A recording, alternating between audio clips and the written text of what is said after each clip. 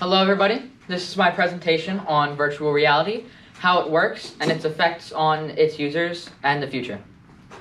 So let's start at the very beginning. It's December 2019, Christmas Day to be exact, and I just opened up my first big present, or my big present of the year, the Oculus Quest 1. The Oculus Quest 1 is a virtual reality headset. If you don't know what a VR headset is, it's a piece of technology that creates 3D images that use lenses to immerse users in the experience that it's trying to put them in. VR headsets use a bunch of gadgets, including gyroscopes, accelerometers, and compasses to track where you are and put you there in the game. These help you to provide 6 degrees of freedom, or more commonly known as 6DoF, in the virtual world.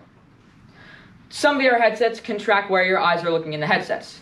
Those headsets can then use foveated rendering to put focus on where you're looking.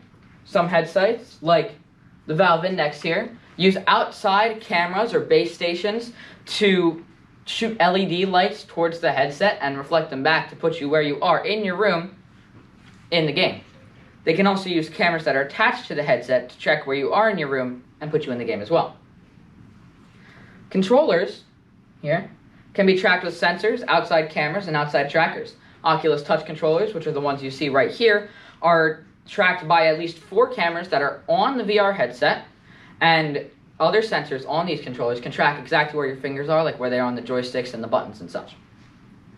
Stereoscopic lenses here create the illusion of images appearing 3-dimensional. They split the image into 2, just like your eyes would usually see them. The 2 images are passed through, and these images will move slightly side to side to kind of recreate a more 360-degree view. They move into relation of the headset's tracking as well.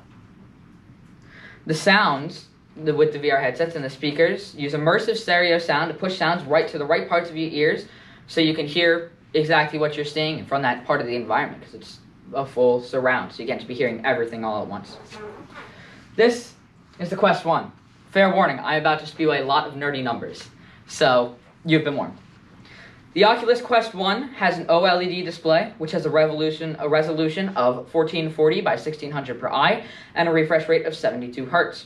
It has a Qualcomm Snapdragon 835 CPU chip, 4 GB of RAM, and 64 GB of internal storage. This headset was the first of its kind. It was the first headset that didn't need a full computer or any other outside machine to run its programs and games. It was revolutionary to the industry and to me as a consumer. I played the headset frequently for 2 or 3 years until controllers gathered so much dirt and dust that the control sticks started to drift.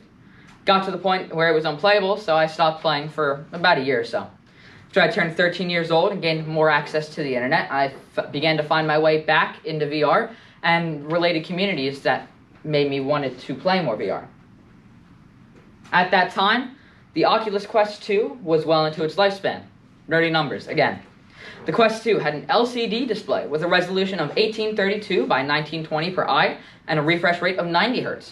It has a Qualcomm Snapdragon XR2 CPU chip, 6 GB of RAM, and 128 GB of internal memory. Numbers go up. It's just a better headset. The release of the Quest 2 was a second revolution of VR, as the world entered the COVID-19 pandemic. At this point, the use of these headsets became more and more than just for gaming. People discovered that VR had positive effects on memory. It even started to help people with mental disorders, if you will, from the COVID-19 pandemic, help them get over that. VR can also help people learn languages, overcome their fear of public speaking, and more. I, however, did not have this headset. I had to find a way to fix the drift on my old Quest 1 controllers and have them hold out till next Christmas.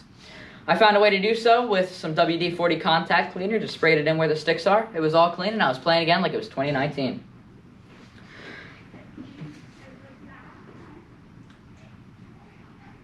Now, I've learned from my expert, Shweta Rajam, a PhD student at the University of Michigan, that lots of pieces have to go into the experience that I was viewing. Some of these pieces include making sure players are able to feel free to move in a smaller real-world space, a little tongue twister there, minimizing motion sickness by using gradual transitions, and giving users full control over movement by teleportation. Enjoying these experiences on my old Quest 1, maybe more excited for the release of the Meta Quest 3. The Quest 3 has 2 LCD screens with a resolution of 2064 by 2020 by 2208 per eye and a refresh rate of 90 Hz.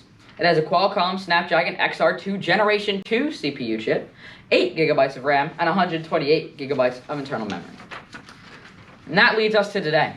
I've been playing the Quest 3 for over 3 months now, really since December, since Christmas.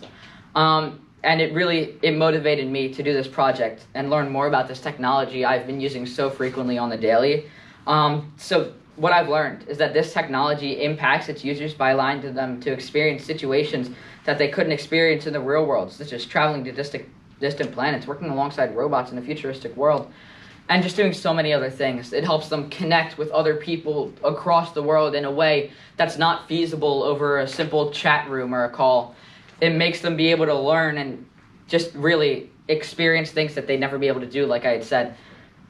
And that's the beauty of this, and that's really why I wanted to learn about it. Thank you.